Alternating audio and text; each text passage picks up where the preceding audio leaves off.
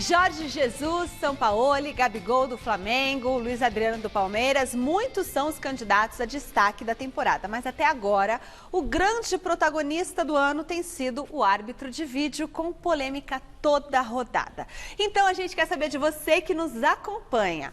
Qual a sua avaliação do VAR no futebol brasileiro até agora?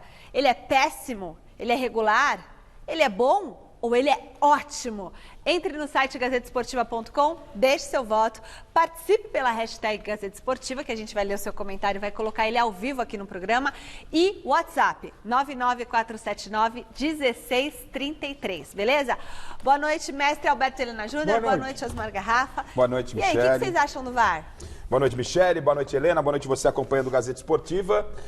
Na verdade, o VAR está pagando o preço de quem o comanda, né? De quem acaba observando e tomando as decisões. Então, do jeito que o VAR anda no futebol brasileiro, eu não tenho nenhuma dúvida que nesse momento tem sido péssimo, apesar de muitos acertos, mas péssimo, porque tem pecado e atrapalhado demais o jogo. Precisa mudar, não está legal. E aí, mestre? É exatamente isso. É o conceito brasileiro, é complicado para fazer as coisas certas. Está lá a maquininha, anotado, claro, preciso, é só seguir o que está sendo feito, o que você está vendo, está na tua cara, fala, é isso aqui. Pronto, acaba logo esse negócio. Fica lá, eles fazem um simpósio. E demora muito, né? Eles ficam lá discutindo o sexo dos anjos. Vocês têm saudade do futebol sem VAR? Não. Não? Não. Eu sempre fui a favor do VAR, muito antes deles. O problema é que o VAR ainda não chegou no futebol brasileiro. Essa é a questão. Porque o que está aí não é o VAR. O VAR, eu não mim... gosto de nada sem transparência. Isso. Tá. Nada. Mas acontece que o VAR era para tirar as dúvidas e estão colocando a interpretação no VAR. O VAR não é para lance interpretativo. Exatamente. Ele tem que entrar e auxiliar. Para mim, dispensava até aquele monitorzinho no campo. O árbitro lá de cima chega assim e fala: ô, seu fulano, o senhor pode trocar a bola para dentro da área porque foi pênalti. Ô, seu fulano, o senhor deu gol porque a bola entrou. O VAR decide. O VAR decide. Certo. Os lances claros que a gente vai ver pela televisão e não vai restar nenhuma dúvida. Lance interpretativo, deixa o árbitro apitar. A regra diz isso, inclusive a regra do VAR. Ele tem 2, 3, 4 situações em que ele intervém, mais nada. Entende? E a intervenção dele deve ser definitiva, porque ele é quem tem o controle da visualização da jogada. Agora parece que eles vão, inclusive, divulgar isso, né? Passar a divulgar e tal coisa, o que eu acho ótimo, né? Que mostre para o público, para o telespectador, para o pessoal que está lá no estádio, a conversa entre eles e o que foi visto. E é importante também que quem está analisando ali, o árbitro saiba, e eles têm o curso, e foi dito isso no curso, gente, em slow motion. Quer dizer, no devagar ali, tudo é grave, tudo é pênalti, tudo é absurdo. Então, às vezes, tem que analisar a intenção e tudo mais, certo? Eu sou da tese de que, assim, o VAR tem que... não precisava aquela televisãozinha lá embaixo para mim. Eu acho legal, quando ele faz assim, é o seguinte, vai na televisão. O árbitro, ele apita o jogo, o de cima corrige, A televisãozinha de cima na tela. corrige. Cadê a televisãozinha? Dúvida por dúvida, deixa o olho humano. O árbitro lá de cima fala: ó, fulano, foi pênalti, não foi pênalti, foi dentro, foi fora, quem agrediu foi o número 5 e não foi o número 8, como você errou, só para corrigir a arbitragem. É sempre o 5. É sempre o 5. É o volante. A propósito da nossa enquete, a gente tem uma reportagem que o Alexandre Silvestre fez, comparando o uso do VAR na Europa, olha que bonitinho o nosso VAR aqui, e o uso do VAR aqui no Brasil. O Arnaldo César Coelho, na reportagem do Silvestre, né?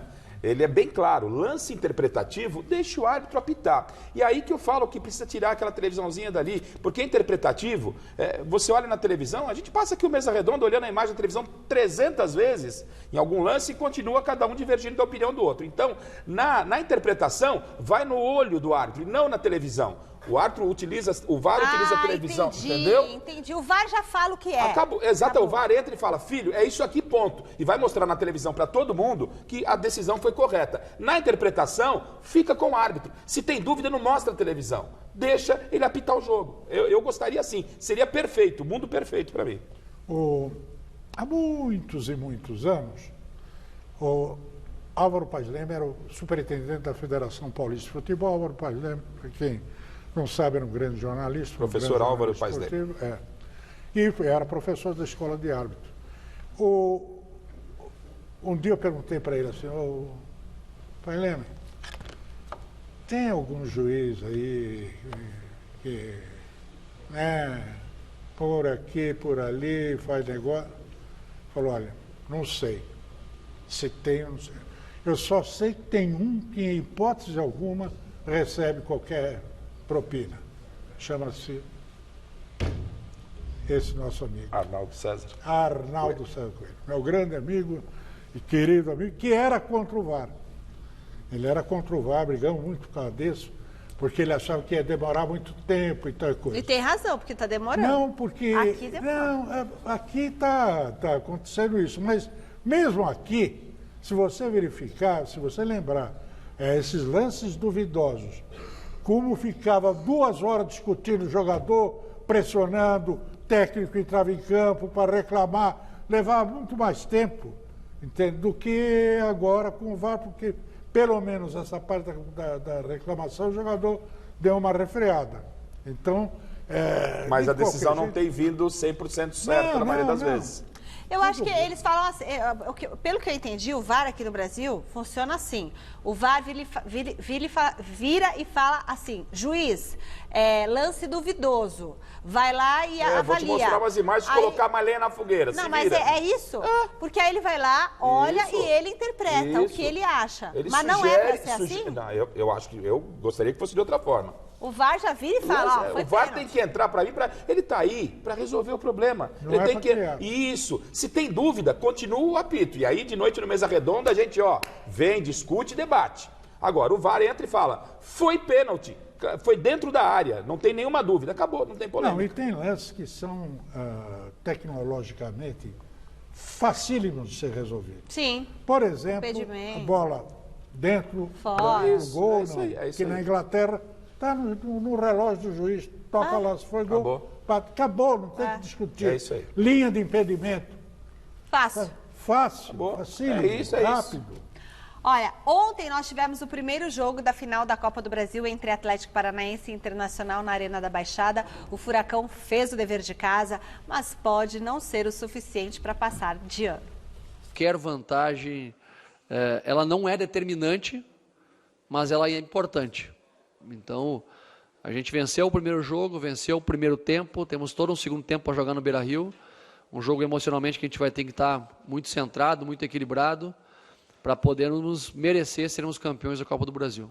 Tenho certeza que o Thiago também sabe que no jogo de 180 minutos, independente de qualquer coisa que se faça no primeiro, nós temos o segundo e o segundo dentro da nossa casa agora. Então eles tiveram a oportunidade deles e nós vamos ter a nossa. Eu não sei o que vocês acharam, eu achei um jogo morno, por ser uma decisão de campeonato. Ninguém quis se expor demais projetando o jogo da volta, né? Então vamos um pouquinho. O Atlético foi um pouquinho mais ousado, porque estava jogando em casa, acabou fazendo o resultado de 1-0. O Odair Helma entrou apostando no Internacional, como fez com Flamengo e Palmeiras, e que o fator Beira-Rio será decisivo, o tiro pode sair no pé, né?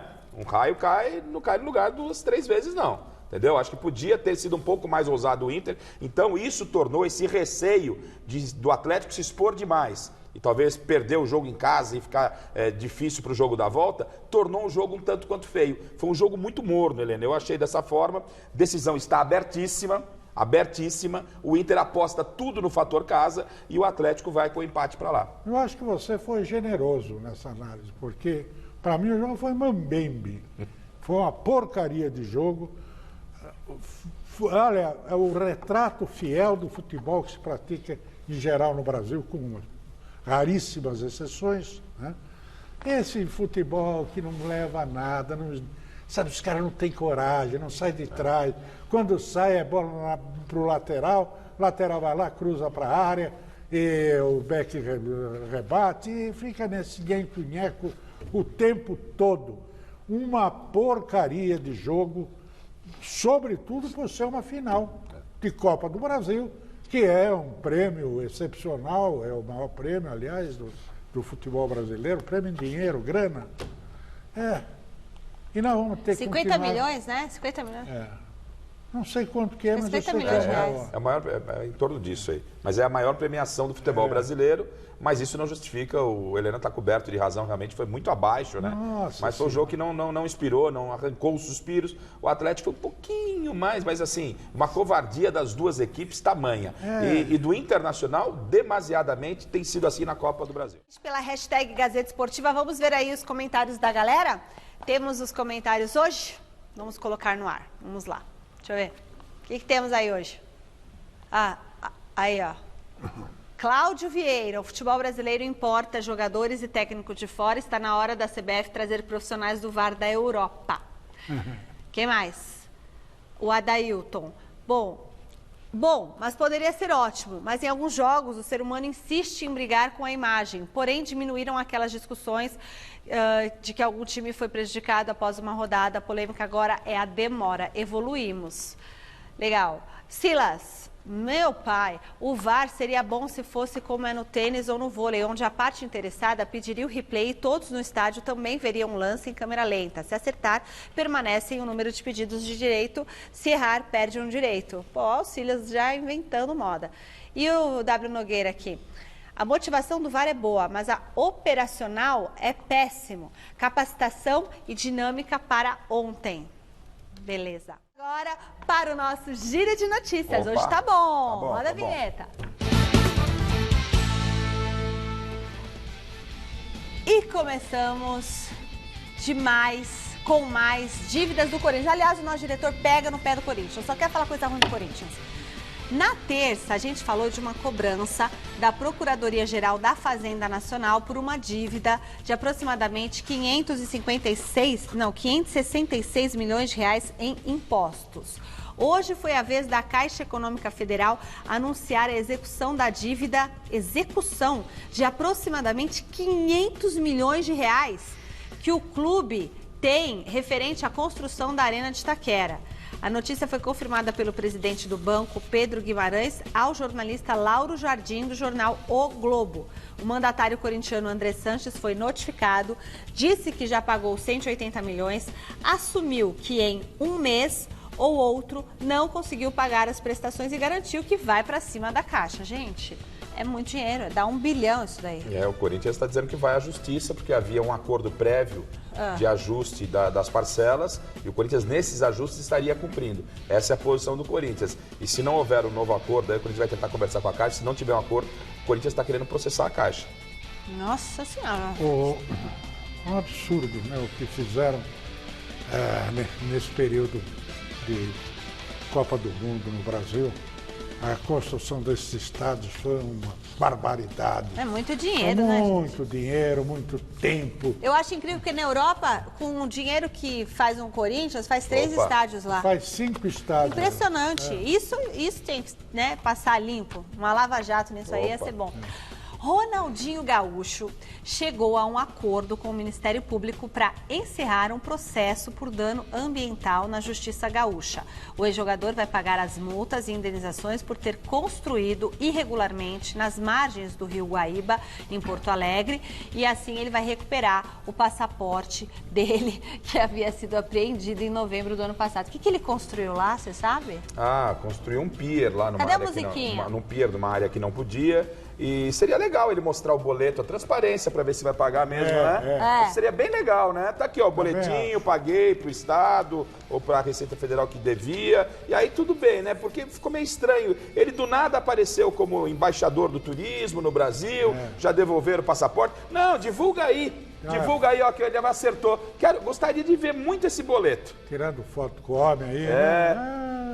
Bom, e o Messi? O Messi deu uma bela cornetada na diretoria do Barcelona.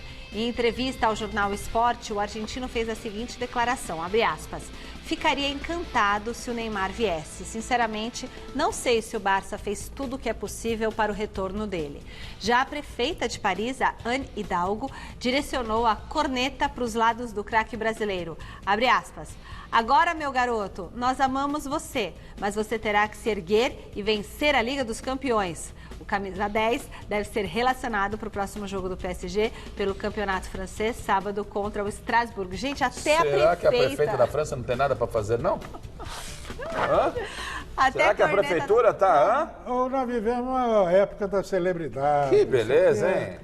Agora, isso mostra que a importância, né, no mundo, no universo futebolístico, da figura do Neymar. Né? Até o Messi está cornetando o Barça, hein? É que ele joga bola, né?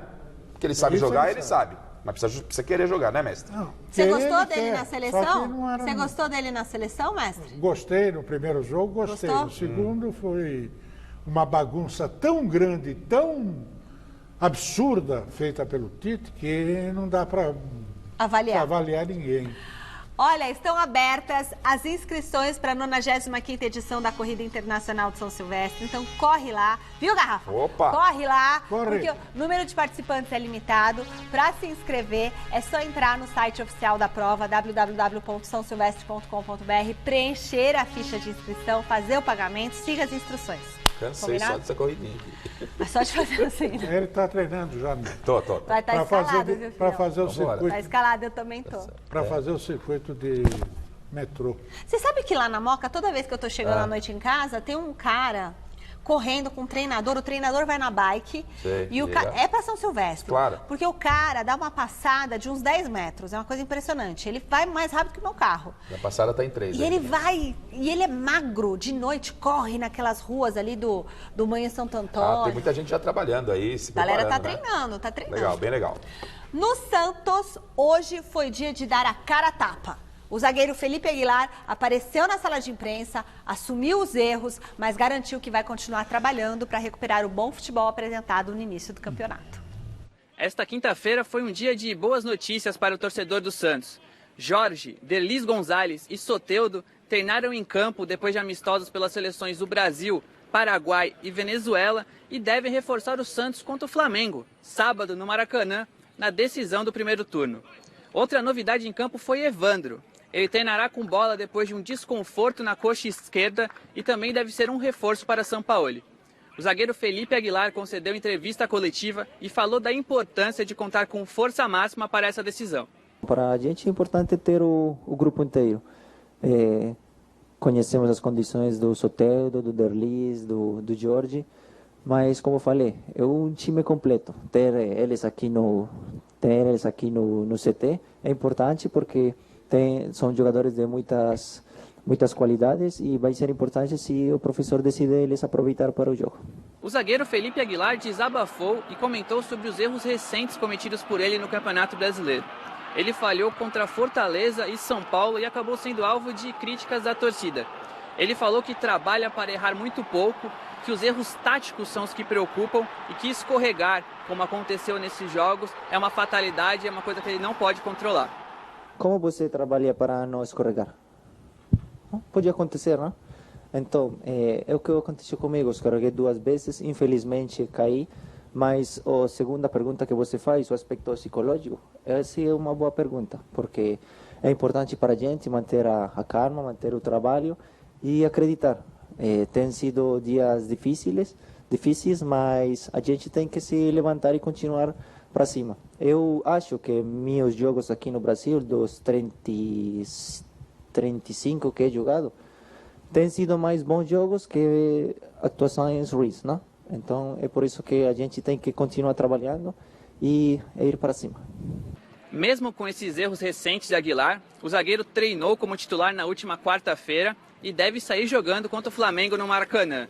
Sampaoli armou mais uma vez a linha de 3 zagueiros na defesa e vai definir o time nos treinamentos dessa quinta e na sexta em busca da liderança do Campeonato Brasileiro de volta. Essas foram as informações do dia aqui no CT Repelé. Lucas Mussetti para o Gazeta Esportiva.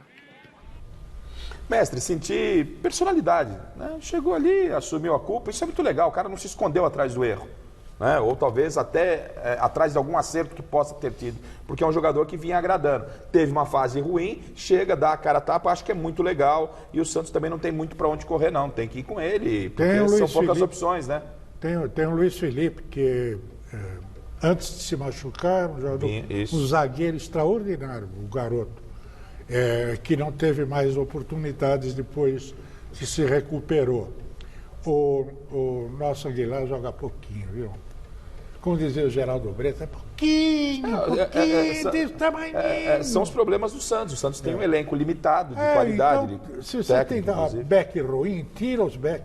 Não vai botar 3 back que tem sido a razão, o motivo, né, do Santos. Nós vamos mudar agora para 3 backs. 3 backs. Senhor da o Santos, né, o São Paulo, chegou lá, assumiu, assumiu e botou o Santos para jogar no estilo do Santos. Sim. Né? Ofensivo, fluente, tal, do meio de campo à frente. De repente começou essa história de meter 3 zagueiros. O que aconteceu? Vai fazer. Colocou o quê? Ele colocou o quê? 3 zagueiros. 3 zagueiros! Adoro, mestre. Aí, o que aconteceu?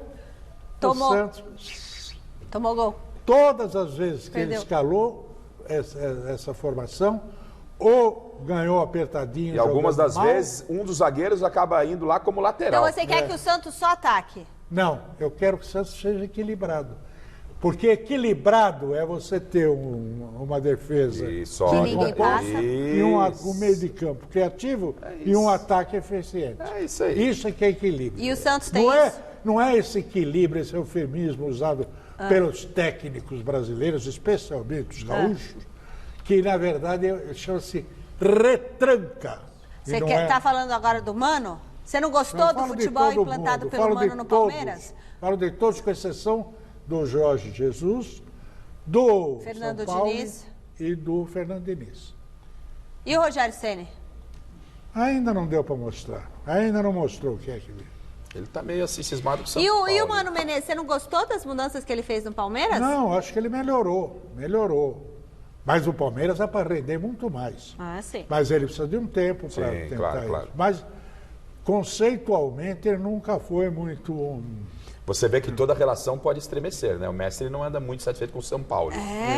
Ô, mestre, você acha que o Santos, o Garrafa fala aqui que o Santos não tem fôlego para ir até o final do campeonato com esse elenco, brigar de igual para igual, ritmo, brigar de igual para igual com o Flamengo, com o Palmeiras, porque não tem reposição de elenco. O que você acha? Eu acho que se ele mantiver o estilo de jogo que ele tinha implantado, ele tem toda a chance de chegar lá. Agora, de brigar, ficar ali, primeiro, segundo, terceiro, segundo. Agora, se começar a jogar dessa maneira aí... Azedou a relação. Olha, é o seguinte... Tá chegando a 16ª edição do Troféu Mesa Redonda e mais uma vez nós vamos premiar os melhores da temporada no Oscar do futebol brasileiro. E a Lux Color tá com a gente no Troféu Mesa Redonda deste ano, fazendo uma festa incrível para você do outro lado da telinha e pra gente aqui que vai premiar os melhores deste ano no futebol brasileiro. Então, imperdível 16ª edição do Troféu Mesa Redonda com a nossa querida Lux Color. Hoje, fala, mestre. Não, eu queria só fazer um acréscimo a tudo isso. Eu não sou contra o sistema 3-4-3. Mas para você fazer com que isso funcione equilibradamente, que não seja excessivamente defensivo, é preciso que você tenha 3 zagueiros que saibam jogar bola, que saibam sair e se transformar em meio de campo. E não fiquem só ali atrás. Você pega como exemplo o Olsen, que era... Da seleção da Dinamarca, que ficou famosa em 86, jogando dessa maneira, com 3 zagueiros. Você pega um Beckenbauer, um cara desse, o Valber, que jogava no São Paulo. Tele chegou a usar... Zagueiros técnicos, né? Técnico capaz de sair pro Mas tem que saber jogar, né? Tem que saber lidar com a bola. Olha, hoje no São Paulo tivemos entrevista surpresa do diretor de futebol Raí, que apareceu para tentar colocar panos quentes na principal bronca do torcedor são paulino neste momento. A demora na recuperação dos lesionados. Finalmente alguém falou sobre o tema? A gente está tentando uma entrevista sobre isso faz muito tempo, né, Garrafa? O Cartola Raí isentou o departamento médico, disse que foi uma coincidência ruim tantos atletas lesionados ao mesmo tempo e ele acredita no crescimento do time com a volta desses jogadores. O Alexandre Silvestre tem as notícias do Tricolor.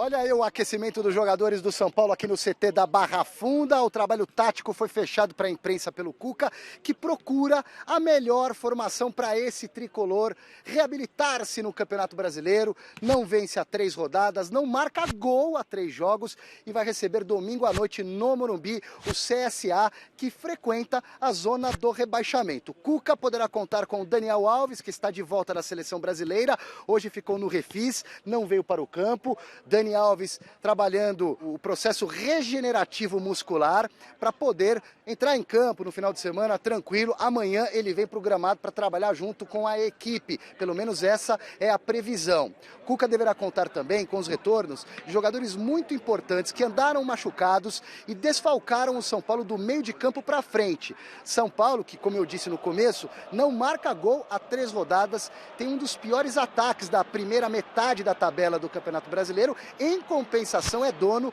da segunda defesa menos vazada do Brasileirão.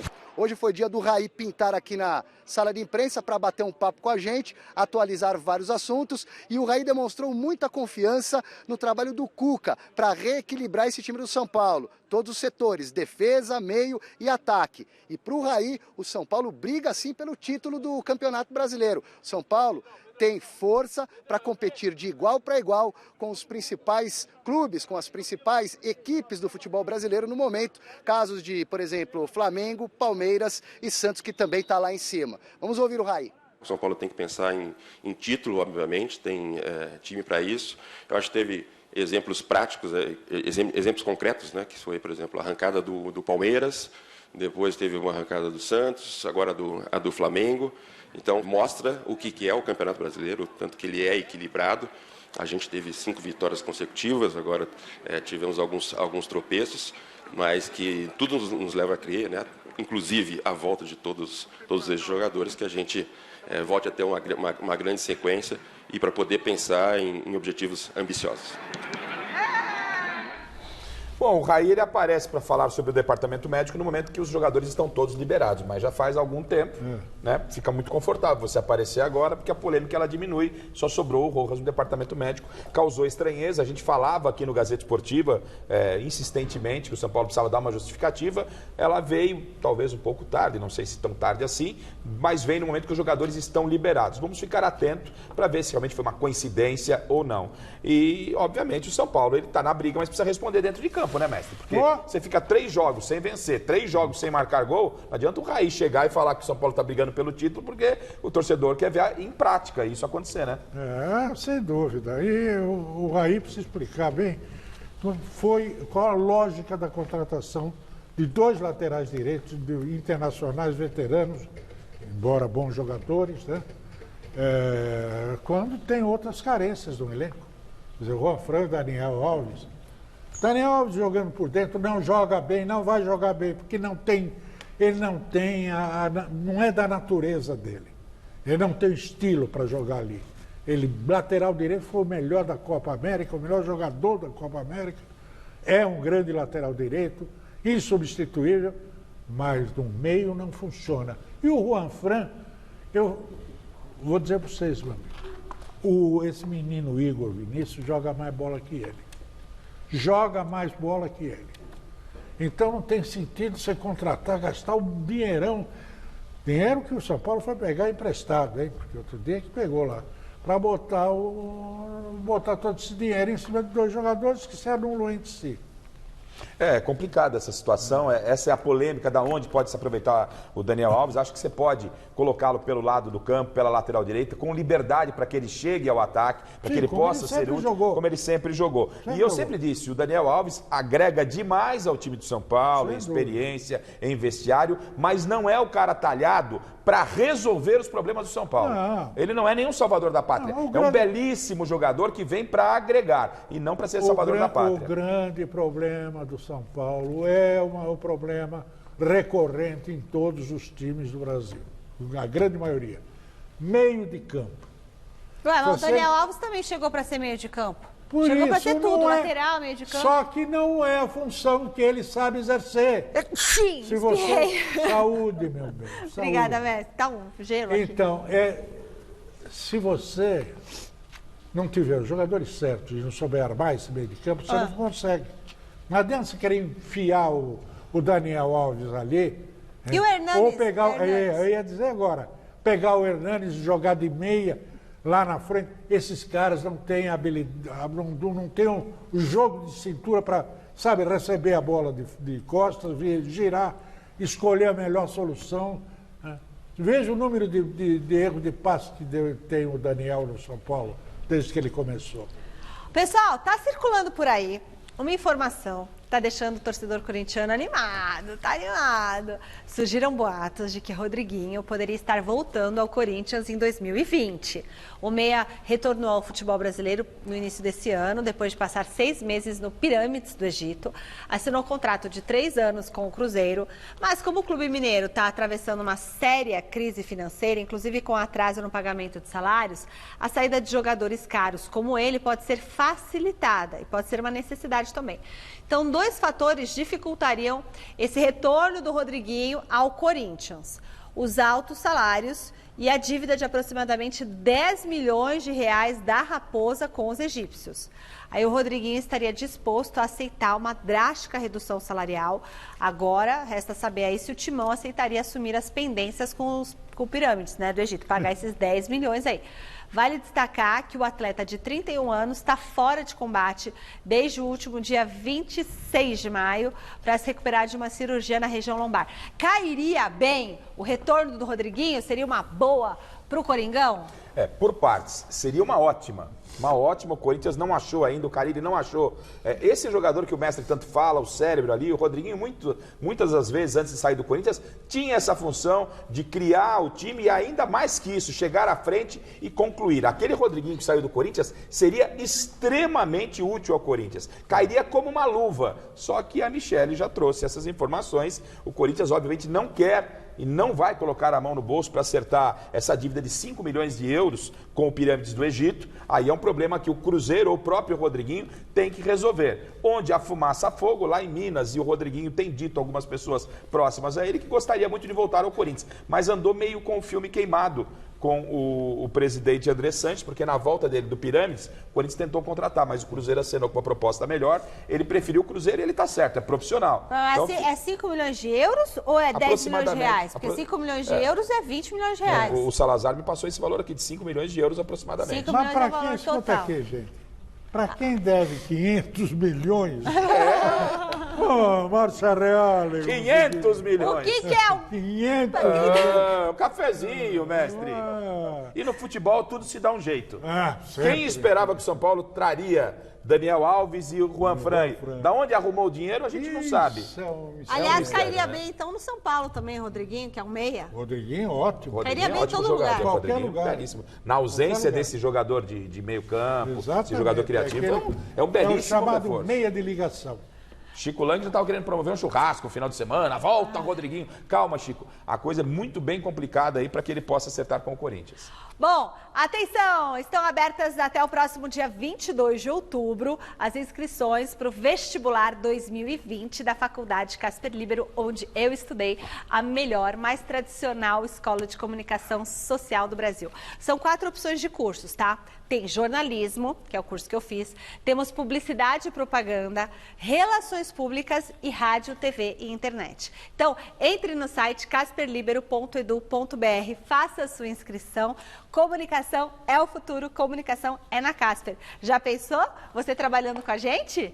Nossa redação é praticamente, acho que 80%, 90% é tudo Casper Líbero. Então, Casperiano. Casperiano aqui. Você estuda aqui, faz estágio aqui, depois você trabalha aqui. Vai ser bom demais? E cruza com a gente aí a todo instante, toma um café com a gente. Dá ideias pra gente. Muito legal, muito legal. Essa garota, energia desses estudantes, muito legal. Aleluia! Pessoal, soltem os fogos. Opa! Olha lá! Olha os fogos. O que aconteceu? Depois, mestre, Diga. de 400 dias, O Palmeiras liberou a imprensa para acompanhar uma atividade na academia de futebol do começo até o final. Do começo, não é só 10 Quantos minutinhos. dias, Michele? Eu não tinha essa... Não, gente, 400 dias. A imprensa pôde trabalhar, pôde assistir um treino inteiro, não só 10 minutos, porque todo dia é só 10 minutos. O Felizardo, que esteve por lá hoje, é o pé quente do Internacional Fernando Gavini. Depois de mais de um ano de treinos fechados ou só liberados por 10 minutos para a imprensa, as atividades no Verdão voltaram a ser abertas. Na véspera, o treino não teve titulares, mas nesta quinta-feira contou com a presença de todos os principais jogadores do clube. Entre eles, o Everton e Gustavo Gomes, que se reapresentaram após defenderem, respectivamente, as seleções do Brasil e do Paraguai na data FIFA. Você tem que tomar cuidado com as brincadeiras, né? Realmente, vocês hoje, com a câmera aí pega tudo, né? Então, tomar cuidado com o que a gente brinca. Vocês é muito bem-vindo aqui, né? Tenho certeza que tanto nós como, né, grandes profissionais, vocês também são, né? E assim tudo facilita. O clima claramente está mais leve.